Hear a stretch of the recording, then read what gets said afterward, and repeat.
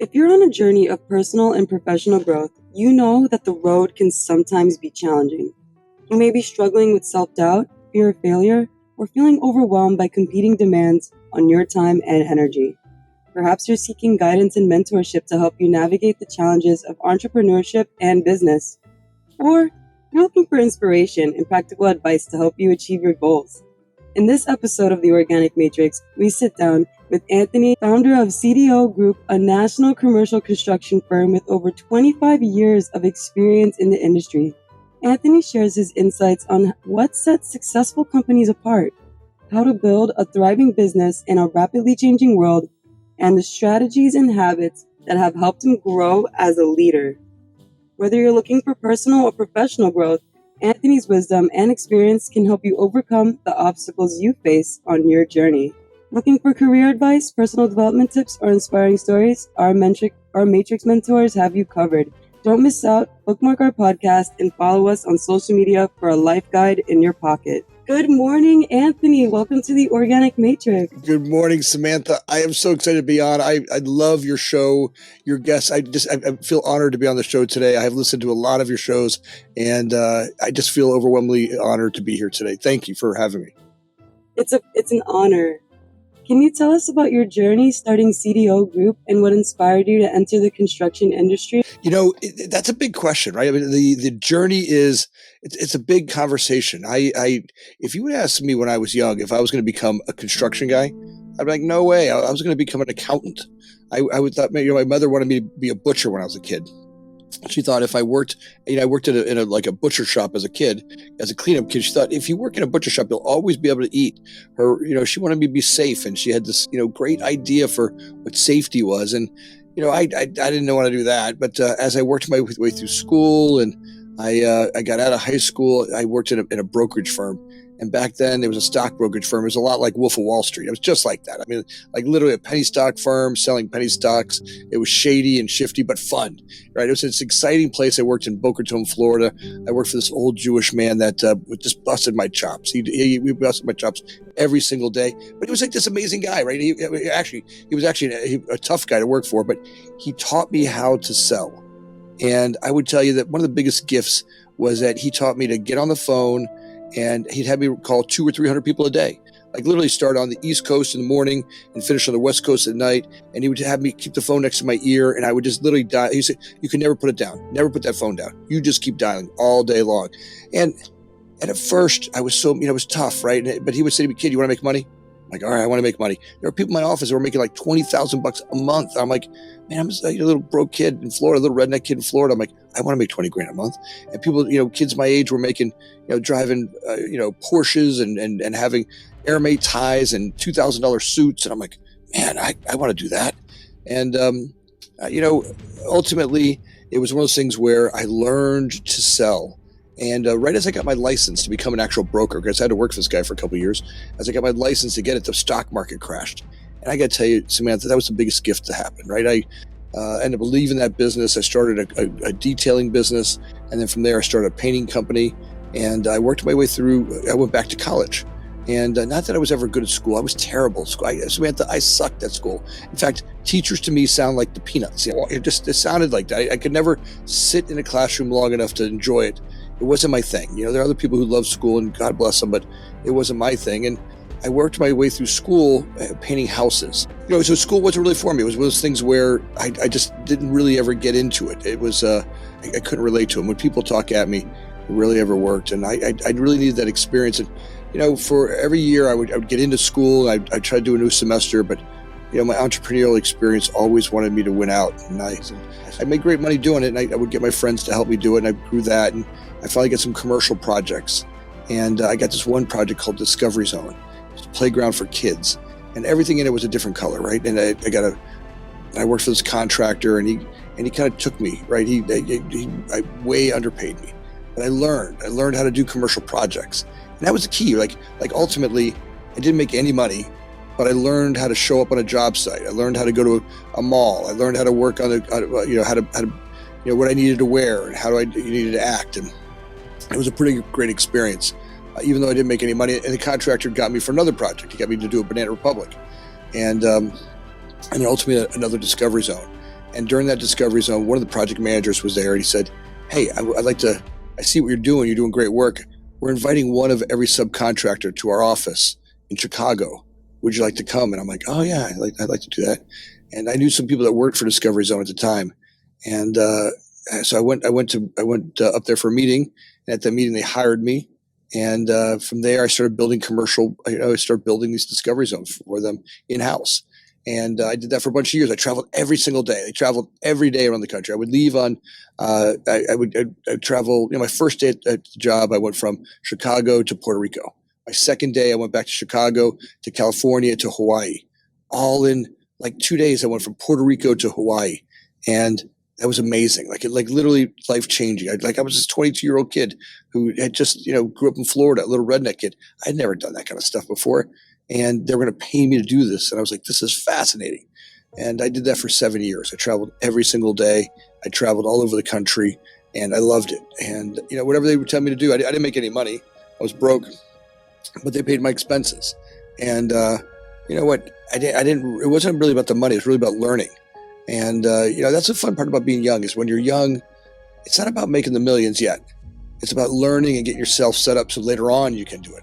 Well, later on, I went from there. I went to work for Boston Market, and Boston Market became Boston Chicken, and I built them, and then Einstein Bagels. And I worked for that brand, and then I went from that brand to Panera Bread, and I built the first 250 Panera Breads ever. And at some point, some guys I worked with said, "Hey, we're starting a company. Would you like to come join us?" And I started as like a junior partner for this company, and a year later, I ended up buying the company. And, you never know how the world's going to unwind. All I can tell you was I worked harder than anybody on that team, right? I got there before they did. I left after they did. I worked 7 days a week, and I was relentless about it. Now, those guys didn't want to work that hard. Those guys ultimately wanted to be developers. And I saw this niche in being a project management company. I saw this small little niche. And again, I think it's 25 years ago, right? So going back 25 years ago, and nobody was doing outsourced construction management. So what outsourced construction management means that these companies like Panera and Blockbuster Video and all these companies hire people to come work in-house for them to manage their construction. I said, well, it doesn't make sense. Their business is really running a coffee shop or why do they have all these people in-house? Why are they out there buying cows to get milk? Why do they just get the milk? They ultimately want someone to manage their construction for them, right? So I said, well, we could do that for them on an outsourcing basis. And I remember the first time we called people, like there was no such business. Literally, I would call people and they were like, well, we have people that work for us. So I would go, hey, we'll just take your overflow work, right? Because every group has a period of the year where it gets too busy, where their team can't handle it all. And we would just take the overflow. Like, all right, you got 10 projects and you need someone to handle 3 of them. We'll do those 3. And we'll take the crappiest 3 that your guys don't want, right? Most of the time it was like remodel projects, or it was like these nobody wants to do remodels, right? Remodels are kind of a pain in the neck. And we would go take on their construction projects. And then that grew, right? That grew slowly. And at the time, I didn't need a lot of money. I was young still, right? I was still, in my early 30s. And I hadn't really started a family yet. It was just my wife and I. And we could live on small paycheck, but we were building this company. It was in the basement of my house. I had an old dining room table, this old brown dining room table, and I hired an assistant. She sat on one end, I sat on the other end, and then one day I hired my best friend David, and he worked in the middle.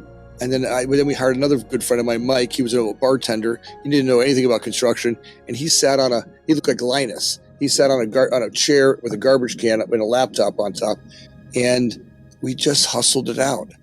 And it was just a hustle. It literally was just a hustle every single day. And one day we got Red Lobster, right? They gave us this remodel program. And I remember we got like 100, maybe 180 stores to remodel. And we got, 60 of one kind, 60 of another kind, another 60 of another kind.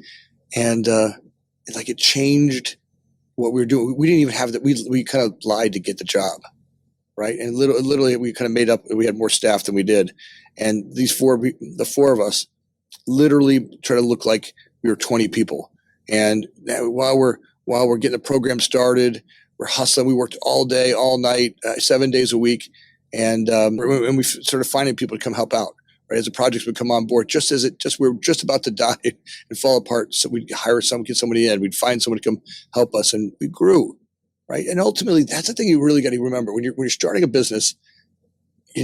All it really is I've started multiple businesses since then, and all businesses are, and today I own 9 companies. If you look at all a business is, it's an idea, right? You take an idea, whatever your idea is, and there's everybody that's listening today, they all have an idea. Whatever that idea is, it's great. Now you have to expand on the idea. All a business is, all it is an idea that someone expands on and then organizes, right? Hey there, coffee lovers. Did you know that your daily cup of joe might be tainted with oils and chemicals? If you follow me on social media, you are well aware that I'm all about checking labels, and it's time we say goodbye to these harmful additives in 2023. Shockingly, many of Americans' beloved coffee creamers contain ingredients that you'll never knowingly mix into your coffee, such as canola oil, this potassium phosphate, and artificial flavors. But don't worry, we've got your back with Liard Superfood Creamers. These creamers are made from top-notch, all-natural, real food ingredients, giving you nothing but the best in every sip. Here's an inspiring tale. Liard began tinkering with his morning coffee routine almost 20 years ago. He discovered that adding healthy fats like coconut oil to his coffee not only enhanced the taste, but also provided him with incredible energy that lasted throughout the day. Eventually, he crafted the ultimate fuel-packed coffee and started sharing his secrets with his surf buddies. So why not make the switch to Liard Superfood Creamers today? Elevate your morning ritual, fuel your day with clean energy, and never worry about hidden and harmful ingredients again. Are you ready to feel more energized, focused, and supported?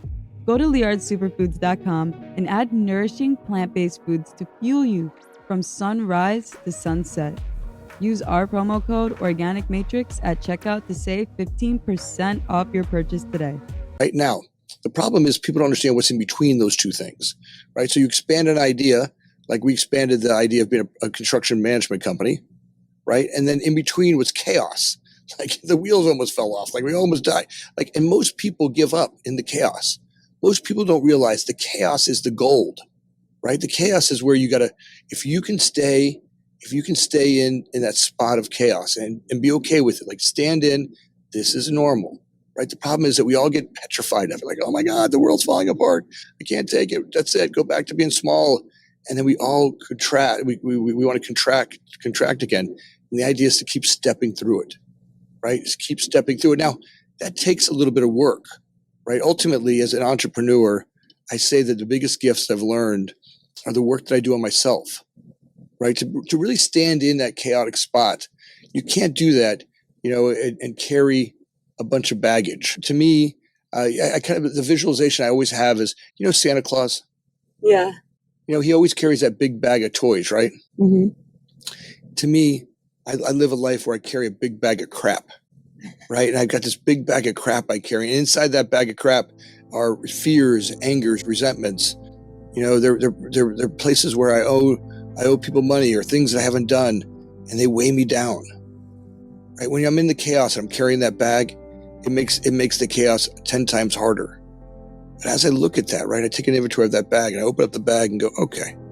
Like I had some great stories. Like a lot of stories I had that got me there were useless. Right? I had all these stories about what I'm supposed to do. And, look, my mother worked at Denny's. I was a redneck kid, right? I was a little redneck kid who grew up in Florida. And your life would suck too if your mom worked at Denny's and your dad died at 7. My dad was a gangster. I carried those stories like a badge. Like I had to defend those or live from there. And ultimately I had to reprogram some of that stuff. I had to go back and look at those stories and go, let's look at the story that I carry about my mother. Right? She worked at Denny's and we were poor. And ultimately I can remember, and she had sent me to private elementary school. And she had made payments, $25 a month, all the way until I was 18 years old. I remember her last check she sent for that private elementary school. Right now, imagine, you carried a story about being the poorest kid in that school. Right? I would have, she was a seamstress, and I would have, sewed pants. I was a kid in elementary school. I would slide on my pants and I'd have holes in them every day. And every day she'd patch the pants and I'd go to school, and all the other kids, they were all white and they were all shiny kids. And I was dark, curly hair. I looked different. I had pants that had holes in them. Well, all that self-doubt started right there. I'm not good enough.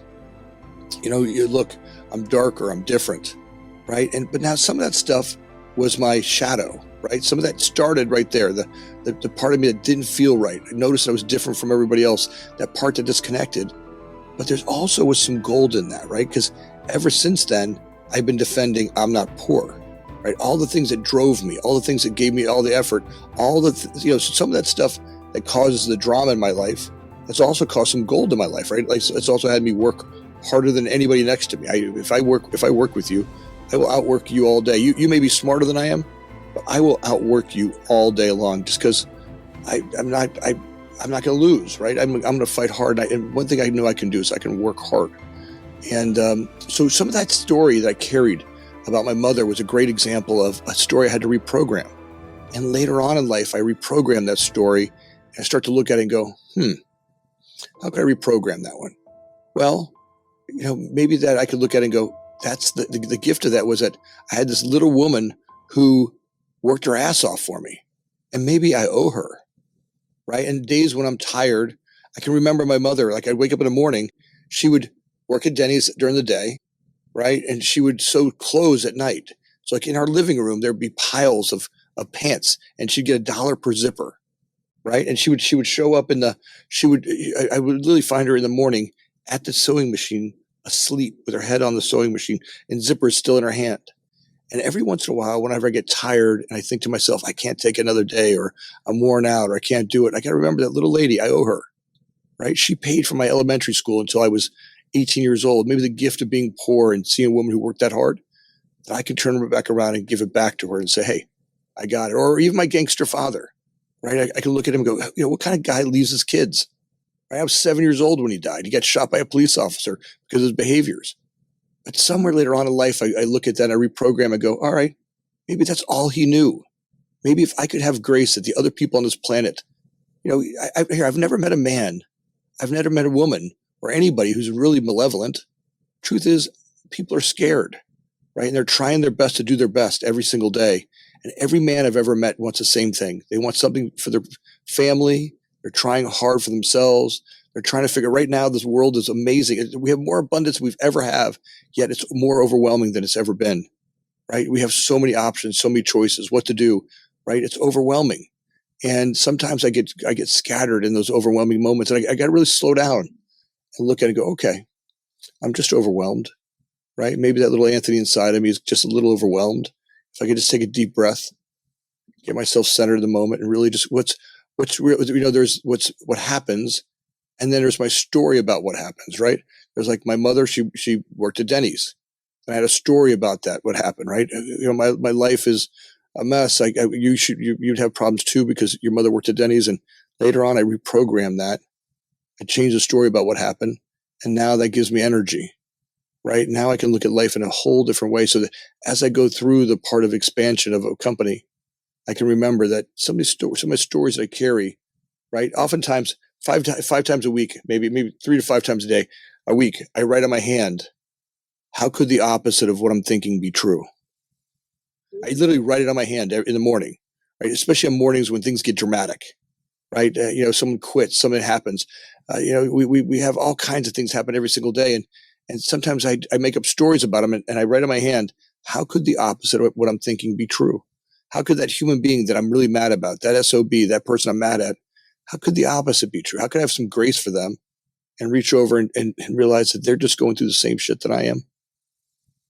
That maybe that we're working hard they're working hard on this, and they're just as confused as I am, right? And we're all working to try to find some. So that's a lot of the, expand and organize. And looking at that bag, I think it's really important if you're young and you're an entrepreneur and you're really looking at it. And this is hard to hear. So if I realize that I am the result of the life I've created, if I am the only one responsible for the life that I'm living, I can't blame anybody else. Before, when I opened that bag up, I was a victim. I was a victim to my mom working at Denny's. I was a victim to my dad dying young. I was a victim to being a dark little a Sicilian boy, right? I had my skin color was different. I was a victim to that. When I started taking responsibility for the way I lived and the actions I took, all of a sudden I had agency. I started looking at, okay, how am I acting? Well, one of the behaviors I had that changed 7 years ago was I walked around as a drinker, and I owned this company for 25 years. At that point, I had owned it for 18 years, and we had never gotten past a certain financial point. And I could look at it and go, what was causing that? Well, part of it was I was a mess, right? I mean, I would literally hire people, take them out and get them drunk.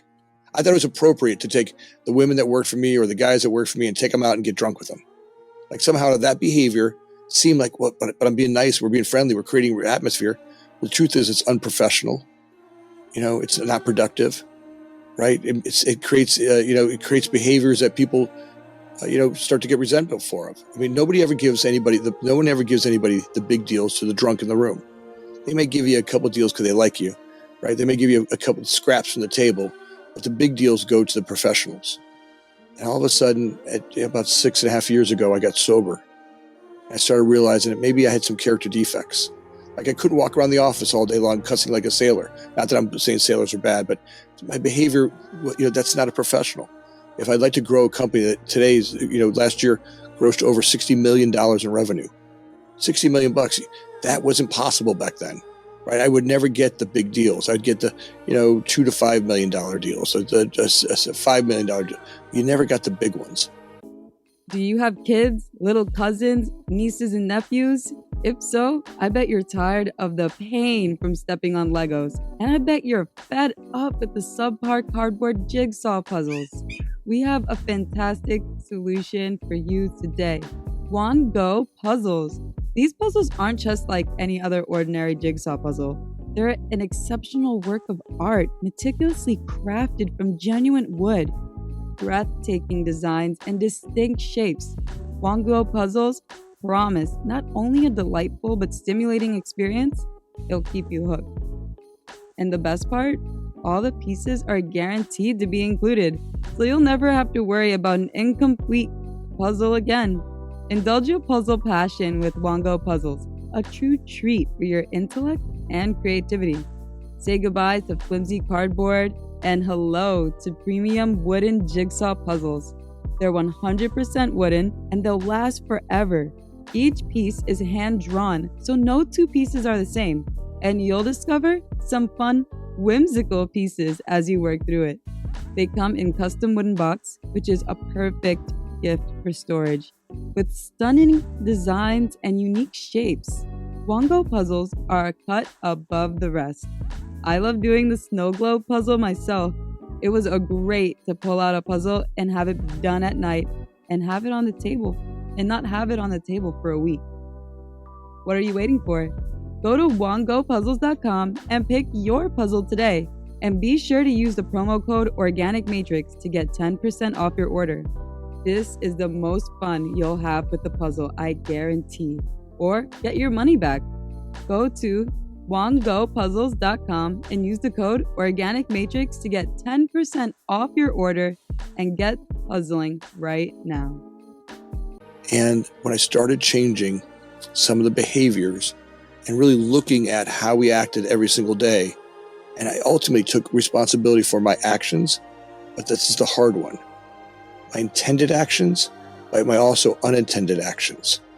Right? When I started taking responsibility for those and lived in a life where I looked, and now the problem is I have this built-in BSer, right? I have this ego inside of me that says that everything I'm doing is okay, right? It tells me that the behaviors I have are fine. It's a liar, right? See, I've named the guy in my head. His name is Fred, and Fred's a jerk. Fred's really a jerk. Well, if Fred was a person, I'd punch him in the mouth. Why'd you name him Fred? Well, you know what? I had to find a way to make it a character, right? I had to see it because, ultimately I couldn't see it.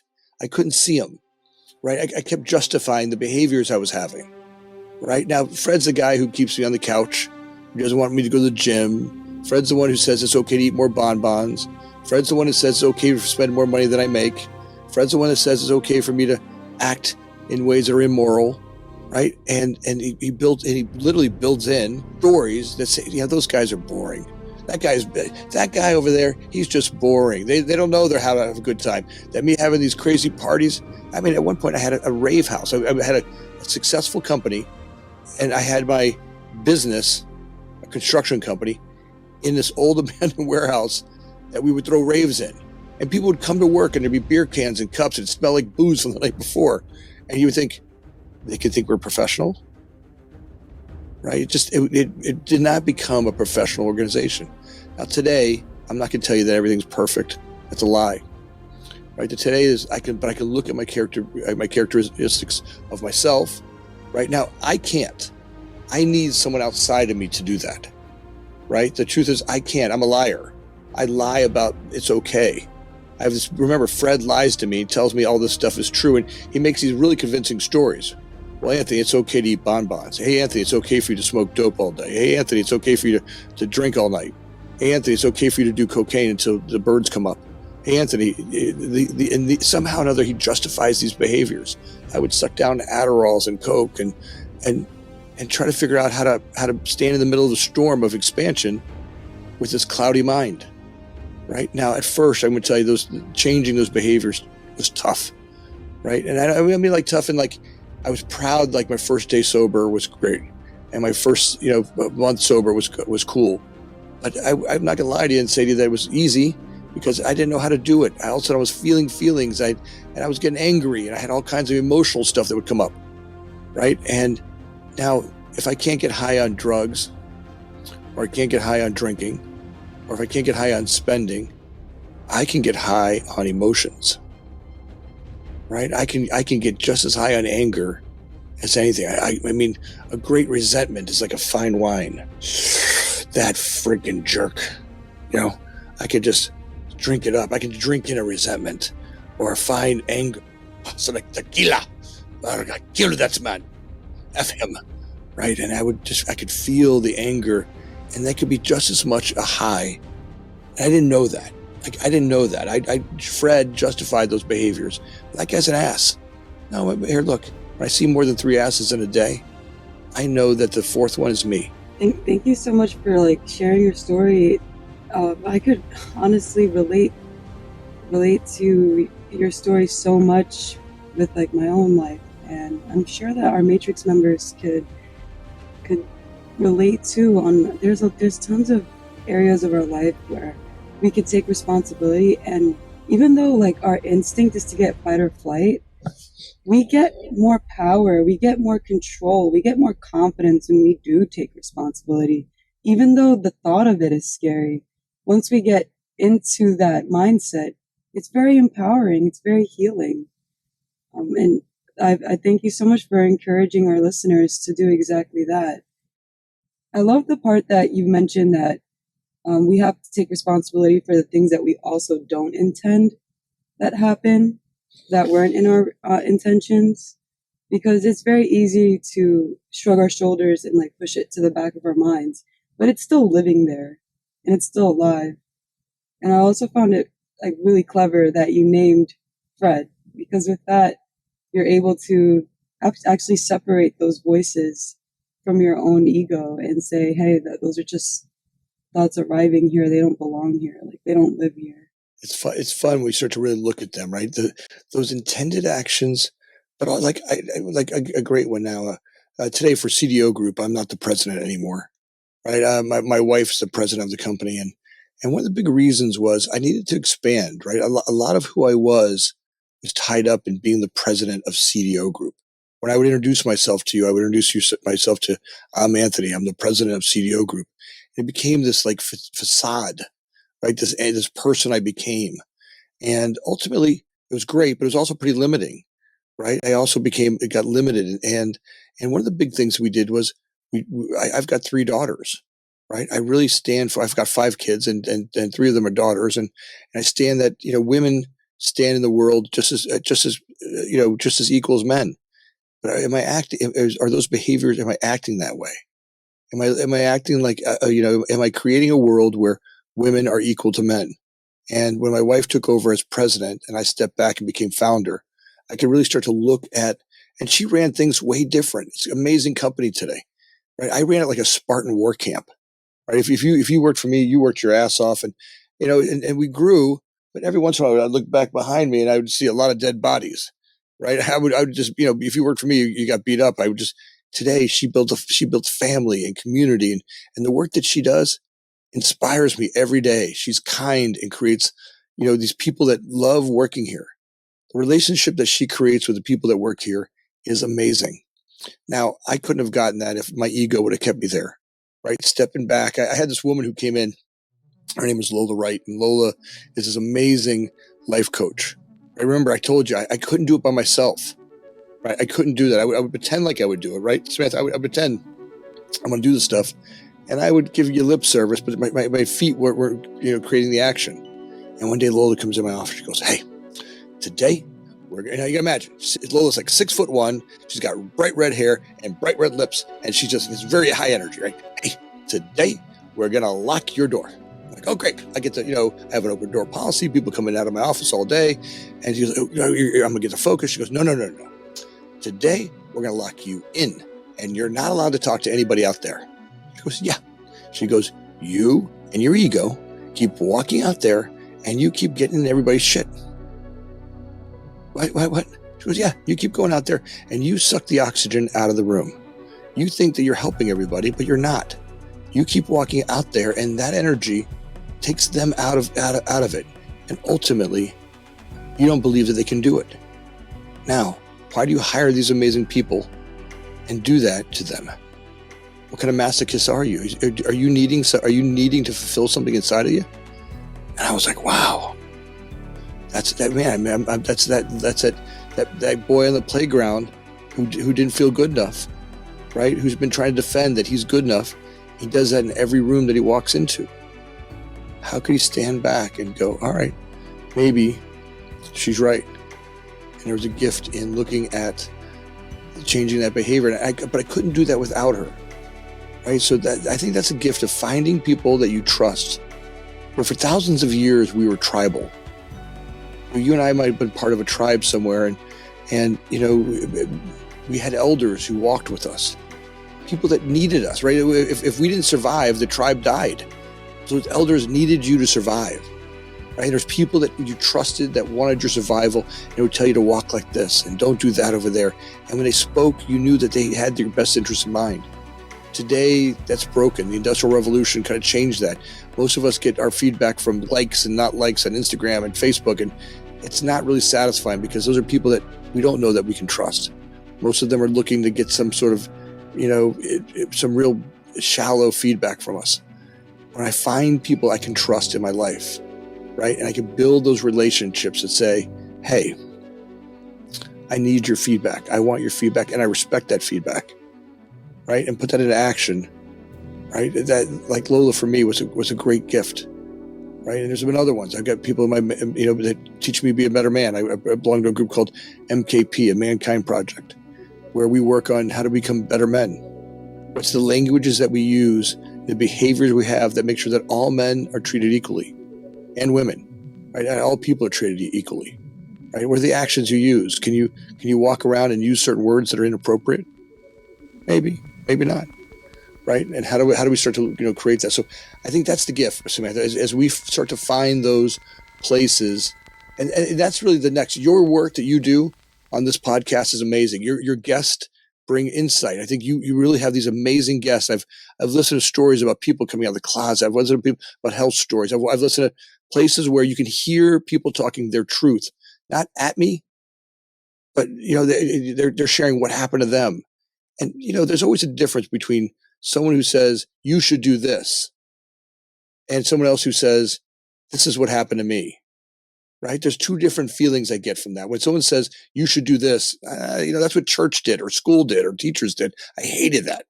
But when I hear people like your guest every day saying, this is what happened to me, I feel my heart tighten up. I feel the room tighten up. I feel closeness to those people.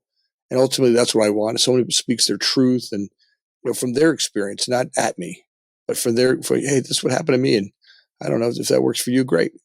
Thank you so much, Anthony. And I'm feeling that same exact way listening to your story. Like I'm hearing it through my heart right now, and I feel like I'm like experiencing a lot of the truth that you're sharing.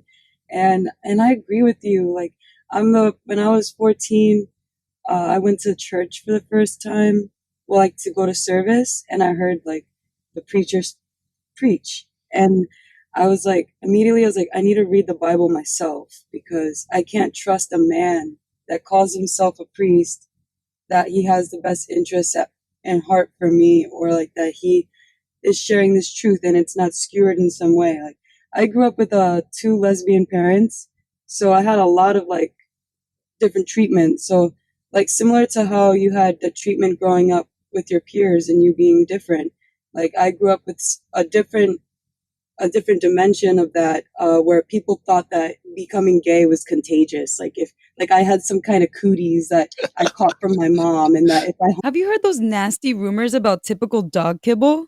If you have, we have a solution for you. Introducing our radical pups, Bear, Oliver, and Mira. Our Bajaski pups have sensitive stomachs. I used to cook for them all the time, every week, but not anymore.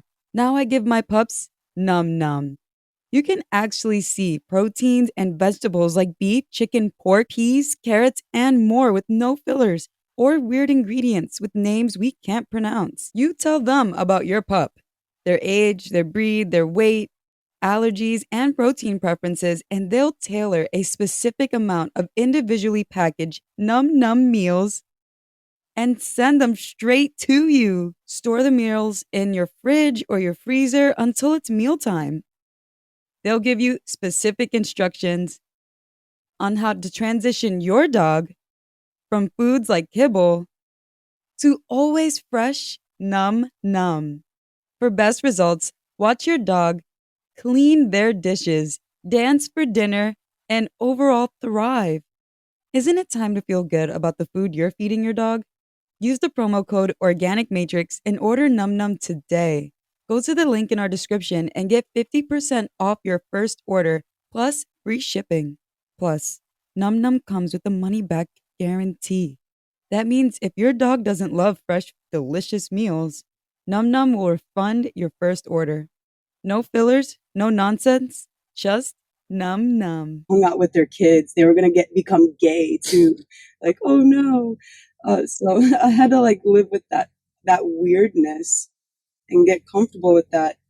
And so like I really relate to how that can translate to how we feel as adults. Like for a long time before I started changing these narratives in my mind, like I would push everybody away. I was just like so scared to be vulnerable, to feel emotionally connected to people because of those cooties. Like that, and you're right, it stems from those childhood moments that create those biggest stories. And I love that your story today could really encourage people to like look back at their past and see how it's affecting their future. And that sometimes our good intentions are seriously paving the way to hell. And that's a very complex statement, but I think your story really personifies it. Thanks. As we do work together now more than ever, we're seeing this. The days of hiding Uncle Bob's and his hiding family members who were sick or mentally ill. We came from generations of that. I mean, 50, 60, the people, they hid this. Today, we are being able to see the human psyche more than we ever have before. And the gift is shows like yours really make it okay to be okay and not to okay all the time, and share your vulnerability. Share that Japanese art that talks about the cracked art piece, the cracked porcelain is where the gold comes out. The part where in our cracks, that's ultimately where our heart comes out. That maybe the religion we have to get together today is the God in me bows to the God in you. And when I hear you speak vulnerably like you do on your show every day, I mean, it's amazing. Your guests are vulnerable, and that's the gift is having people speak vulnerable. Hey, not that all this other stuff wasn't great, right? People working hard to build a country and look, we've got a lot of great stuff, but really we're noticing that we're all kind of need that spot where we can trust that, hey, I'm not perfect, and will you still love me? Right? Maybe, Samantha, I mean, you know that I'm flawed, and maybe I've been a drug addict. Maybe I've been a problem. Maybe I'm not the perfect man. Will you still love me? I'm still allowed to be here? Right? I don't want to be kicked away from the herd. Right? Because in the past, that caused us to die. In this big bright world that we're in today, we've got so many gifts. There's so many opportunities for us every single day. I find it amazing, the gifts that we have. And as we trust those gifts and we move on, I think that's the playground to play in, right? Your show is a great example of that. Speak your truth, be vulnerable. You're cutting the show as you travel the country today. Like that's a gift. And as it continues to grow, I hope that I can continue to grow with you and grow our relationship. And I love listening to your podcast. It's such an amazing show. Thank you so much, Anthony, and namaste to you. Like, definitely the God within me recognizes the God within you, and I'm very grateful. And we definitely have more work to do because I have a ton of more questions for you.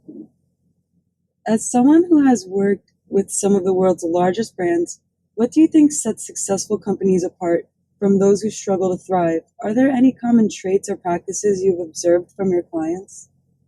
People, right? If people ask me all the time, how did you grow so big?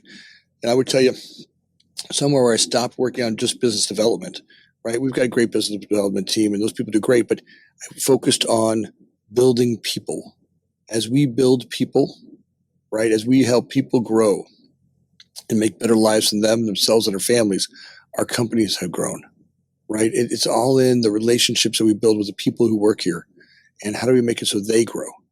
And that's ultimately, I would say, that one of the biggest secrets to growing companies is finding people, investing in them, right? There's a guy, L. Ron Hubbard. I love studying all kinds of technologies. And L. Ron Hubbard, he's a Scientologist, and there's a whole genre around Scientology. But L. Ron Hubbard was one of the best. His book, Dynamics, one of the greatest books about teaching people, right? There's a whole segment on a communication course that he does. And I love this course. So, when we go to grow a company, we oftentimes will hire somebody, we'll bring them in and we'll go, hey, I'd like you to do this. And they go, okay, I'll do that. And then you walk away and they don't know what that meant. They pretended when they're there because they don't want to sound stupid, right? Nobody ever wants to sound stupid. So when you say, oh, you'll do this, but we leave them lifeless, right? L. Ron Hubbard would teach people that, all right, if you're going to train somebody something, you got to start with basic stuff.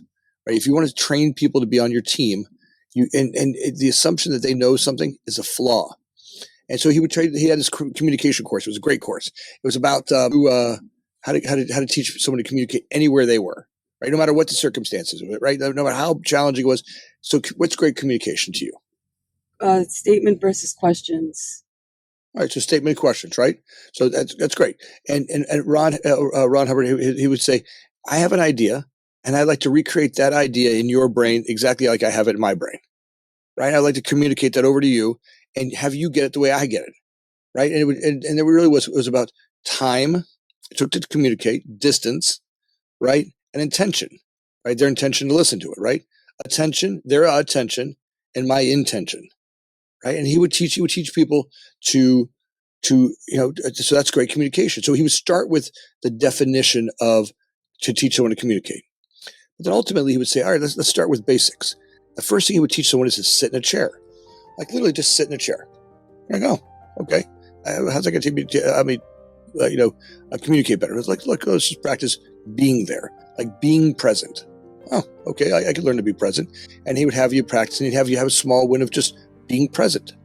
Right? Just, how many times are you trying to communicate with somebody, but you got four other things going, you got your cell phone going, you got a thing going, you got mom needs something, and there's all these things that you're trying to communicate, but you're not very intentional, right? You're not, your attention or your being there is different. So we'd have you just practice being there. I'm like, oh, okay. Then he would have you sit with somebody knee to knee, like both of you would sit in a chair just like this, and you would sit knee to knee. And he would have you be there and be there intentionally with somebody else.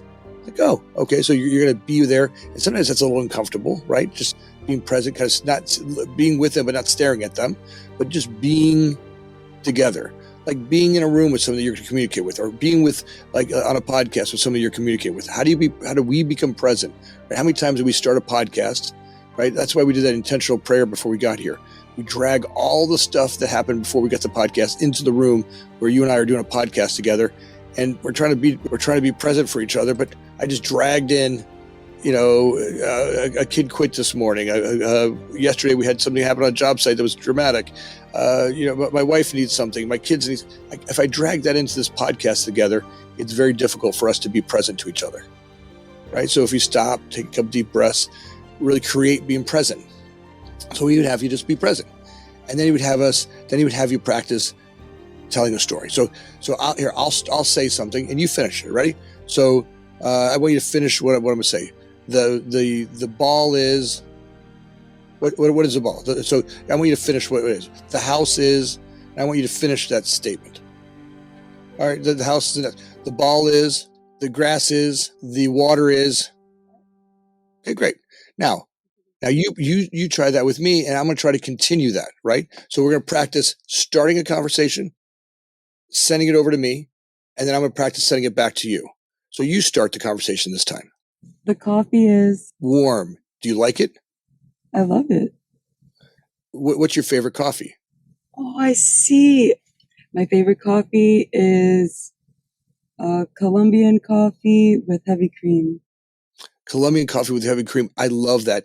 Lately, I've been giving up the cream, and it's because of the calories. I love dark roast coffee, but not Starbucks. What brand is your favorite? Starbucks, ironically. Okay. Right here. Now we practice starting and moving forward a conversation where we practice going back and forth. So L. Ron Hubbard would have you train you to start with sitting there being comfortable, starting a conversation, and then completing a conversation. Now let's try a conversation where you don't want to answer the question I'm going to answer. So try to you ever go talk to somebody and you ask them a question, they're like, well, what about that? Or I need to go. The temperature's hot in here, right? And L. Ron Hubbard would have you practice. How would you handle that? Right? So try to avoid me. I'm going to ask you a question and try to avoid answering it, right? And we'll practice that together. All right. So Samantha, what's your favorite color? I see it doesn't matter, but I tell you what, we'll talk about that in a second. But tell me, what's your favorite color? My favorite color varies from my mood. Hey there, health and wellness enthusiasts. Are you tired of sifting through countless supplement brands at their bold claims only to be disappointed by the quality or results? Your search ends here with Bulk Supplements. At bulksupplements.com, they're dedicated to providing you with the finest, most reliable nutritional supplements without the fluff or gimmicks. Their products are thoroughly tested and come in their purest form so that you can trust that you are getting the best. With over 500 supplements available in bulk, including vitamins, minerals, herbs, mushrooms, amino acids, proteins, you'll find exactly what you need to support your fitness journey, boost your immune system, or enhance your overall well-being. Why should you choose bulksupplements.com? Purity. They prioritize the highest quality ingredients without unnecessary additives. Affordability. Their bulk options make you get more value for your money. Convenience. Shop easily online and enjoy hassle-free shipping right to your doorstep. And variety. Explore their extensive selection to find the perfect supplements for your unique needs. Transform your health and wellness routine with the power of bulksupplements.com. Visit their website and use the promo code ORGANICMATRIX for a discount off your future purchases. Experience the difference that pure, high-quality supplements can make in your life. Remember, it's not about the supplements, it's about investing in a better you. Mood. Your mood, Samantha. So your mood changes your color. But Samantha, what's truly your favorite color? If I were to choose, I would say it would be a hue of blue. Awesome. So now ultimately it would have you be intentional, grabbing the objection or the distraction, right? Holding that in a space where you honor them for it. You're not trying to dismiss it. Hold it in a spot, but go back to asking the question intentionally. right? Don't be, and continue to do that no matter how many times they try to take you off course. And you've been in rooms where, someone doesn't want to answer something or but being straight about taking the question respectfully, not dismissive, like holding that. And he would have you practice doing that multiple times. Now, at the end of this, the training would get you to a point where you and I could communicate in a way that no matter what happens, they would get you to a place called bull baiting. Now, bull baiting is the old Spanish way of training bulls. They would tie a bull to a tree and they would set the dogs off on them, right? And the dogs go, rah, rah, rah, rah, and the bull, rah, go crazy. And they would keep doing this until the bull wouldn't react, right? And they would have you practice that in a room talking to somebody. And they would have you literally practice being present. And people try to come at you with all kinds of things. And usually like a group coming at you, and they would cuss at you, yell at you, talk, say crazy things, and try to get you to react, right? And his whole practice would have you keep doing that practice so you could be in a room and be present no matter what was happening in the room. Now, why I tell you this whole story to get there is that when we're growing companies, oftentimes we'll just go, hey, just be present. And we won't take people through the training they need to understand what they're doing. And what happens is when people go, they really don't know what they're doing, or they have to make up what they're doing, they become lifeless. When I really want someone to be inspired about what they're doing, I have to train them down to the nth degree. Here's where the file goes. Here's how you open the file. Here's how you fill out the file, right? If I want you to do a change order, all right, what's a change order? Well, whenever we were doing construction projects, we have a process, and here's a contract we have with a subcontractor. He's an electrician, but now we've asked him, he's got, 100 outlets in his contract with us. Now we want him to do 101. Great. He can do 101. Now we have to give him a change order for that. That's the start of it. And he'll send you over a proposal to do that 101 change order. Now, great. When he sends that over to you, project manager needs to take a look at it. Now he'll look at it and give it approval, or she'll look at it and give it approval. And then you'll take that and you'll go fill it. You'll take this form out and you'll write 101 added outlet, wasn't in contract, approved by the project manager and the owner. And then that'll go on a change order and that'll get submitted to the client for approval. The client will approve it, take it, and add it to the person's contract. And once that all those steps happen, here's how we do each one of those steps. Now I can teach someone how to process something. But if I tell someone, just go write a change order, and they're like, oh, well, great, and there's 100 things going on, it's hard to figure that out. Well, we do that every single day in our business world. Like people go, I got it. And we leave them feeling lifeless. And they're wondering why people are confused. We don't spend the time to build the conversations that they need to see it exactly the way it needs to be. So I think that's one of the gifts of really taking it slow, really investing time with your people. I think that's one of the challenges of really growing a company is slowing down enough so that people can see each and every step and not skip over any of them. Every time we skip over them, it's going to cost you. And ultimately, right, if we don't get that change, like for example, if we don't get that change order signed somewhere later on, that subcontractor is going to do the work. They're not going to get paid for it. There'll be some frustration. You won't be able to close out a project because the project or the finances won't be in alignment. So somewhere we're going to piss somebody off if we don't follow this process. And that's ultimately going to cost us a lot more time than the problem we're having by slowing down and teaching each part of the process thoroughly. Thank you so much. That is the best answer I can think of when it comes to investing into your employees, because it is so true. Like if I reflect on the times where I had jobs that I enjoyed, it's because they had a very clear order of operations.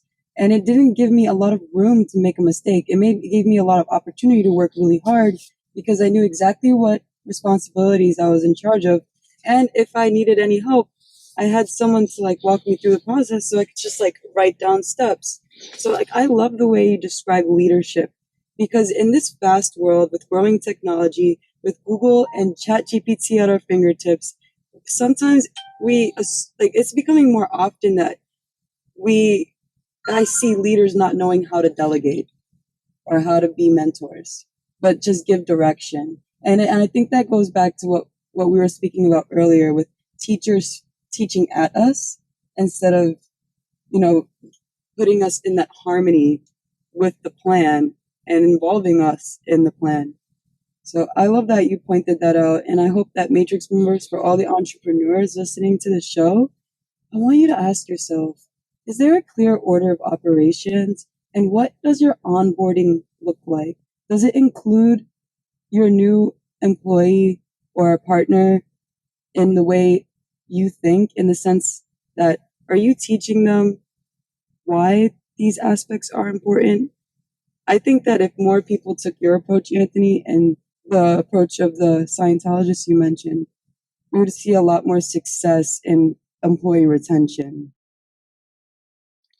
Absolutely. If we slow down and just spend that time with them, and it's Scientology, every religion, every group, to me, there's a technology that they use, right? And I think I've traveled this world and been part of multiple religions all around the world. My family and I do a TV show. It's called Family Style.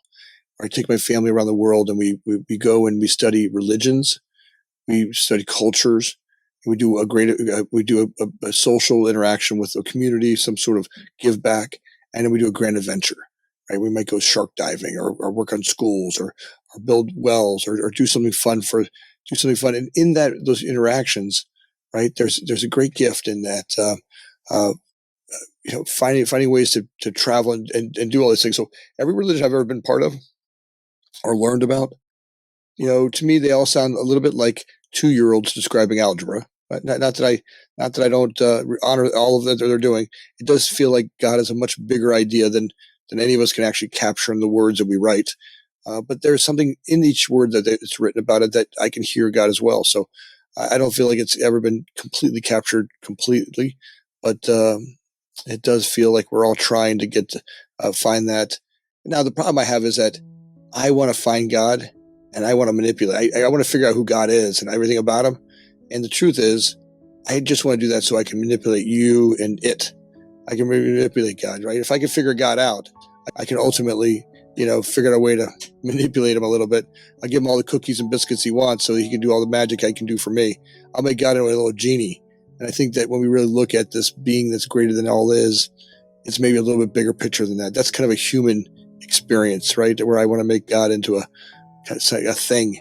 And when I look at it as this ultimate universal being, I may see that in a much different way. And I think we're really start to notice that it's a much bigger picture than we ever imagined. Any of the religions that have ever been here, they're just never paid quite homage enough. In a way, we're seeing a much bigger picture of it than ever before. Oh, I agree with you. And I think what you said, I find it extremely thought-provoking. Yesterday I was doing research about left style thought of religion and spirituality, and then the right. In Buddhism, I heard a lot about left thinking and right thinking, but growing up, I didn't understand it completely. I just thought it was like figurative, like, oh yeah, right side, right, like it has that pun. But then I realized, well, yesterday doing some research, that like on the left side of spirituality philosophy, it's like us being the magician and manipulating our environment to manifest things that we want to see expressed in this dimension, in this realm that we live in. And then on the right hand side is where like the people with the religious philosophy of wanting to be in harmony with nature, wanting to be in harmony with natural law. And I could see that from the jump, our human instinct is to be the left. And it takes enlightenment to want to join the right because of the path of less resistance. But then when we were speaking earlier about chaos being common resistance, bring us so much armor. So I love that you mentioned that part, because I noticed that a lot of people may identify with wanting to be in harmony with nature, yet they're praying to God for items like, oh God, I want a Lamborghini. Oh God, I want a new house. But do they have the ability to work for it? And then so on the right hand side, harmony with natural law is like, you don't pray for things, you pray for the strength to maintain it. What I noticed with a lot of successful entrepreneurs that I've been able to interview was they were no different than the average man. The only difference was their capacity to take responsibility and maintain what they valued, and to stick to certain ideals and principles that inspired them to serve others. So, yeah, I just wanted to bring that No, perspective. you've nailed it, right? I think that's ultimately you've nailed it, right? You nailed it. Are we adding? When people ask for things, of course, look, of course, I want things. My ego wants things, and if I could ask this magic genie for this, if there's some George Burns or Martin, if I could find some Oprah up in the sky that's going to, give me my wishes, of course I'd want that. Right. I'd manipulate that until I misused it and it'd be mad at me. And, there's something bigger than that, right? The ultimate gift. And I'm one who believes we've had multiple lives, right? We've been on this planet thousands of times, even millions of times since we've been amoebas. And I really do feel that we're here. We chose to opt in, that wherever we were before this, we chose to come here and we have work to do, right? Like the work that you're doing on this podcast, right? My first 48 years on this planet, I was kind of like, I have a dog. Her name is Gucci. And Gucci's this amazing little Labradoodle who just loves everything. But you let Gucci off the leash, and she just walks around sniffing everything. She sniffs everything, right? Gucci's always sniffing everything. Oh my God. She wants to experience. And that's my first 48 years on the planet, right? I sniffed and ate beer and played with my nipples, right? I didn't mean to be appropriate. I didn't mean to, but I was trying to be, right? I did all these little things. Today I realize I have work to do. Right? Like the work that you're doing on this podcast is how can I be of service to others? Right? When I stop, I hear people on podcasting all the time. I want more listeners. I want more listeners. I want to monetize. Great. How about just starting by doing great work and serving others? Everybody who's ever made it in the podcast world, anybody who's ever made it in social media, start by serving the world, giving more than you ever will get. The money will come. It always has. The universe has a way of taking care of those who take care of the universe. It always has. And at first, it may not feel that way because you're like, I got to pay my electric bill this week. Oh my God, I got a car payment to make. But if the work that you do, like you do on this podcast every day, if the work you do is, guided, helping others, shine light on them, it will ultimately always resonate well to an audience. And as you grow your audience, all that other stuff will come into fruition. Thank you so much, Anthony. I feel so blessed and thank you. Just gave me a huge charge of motivation to continue to engage with my audience and to stay on this mission. And you're right. Sometimes it gets so discouraging when it comes to those daunting bills and such. But I agree. I feel like personally, I came here to work. Ever since I was little, I was ready to run out the house, and I just knew it wasn't going to be a 9 to 5 because I space out way too much. And I think it's just a creative connection. And I believe that everybody is here with a talent that's gifted by God, and it's our job to discover it. And I really appreciate you supporting the podcast and seeing the intention behind it and the heart and soul behind it. It's amazing. Your work is. Look, it's not hard to see. You are a light in this podcast world of just, you glow. And every one of your you can hear that in the way that you come out. And again, I'm so honored to be on here. And I hope that you'll invite me back multiple times.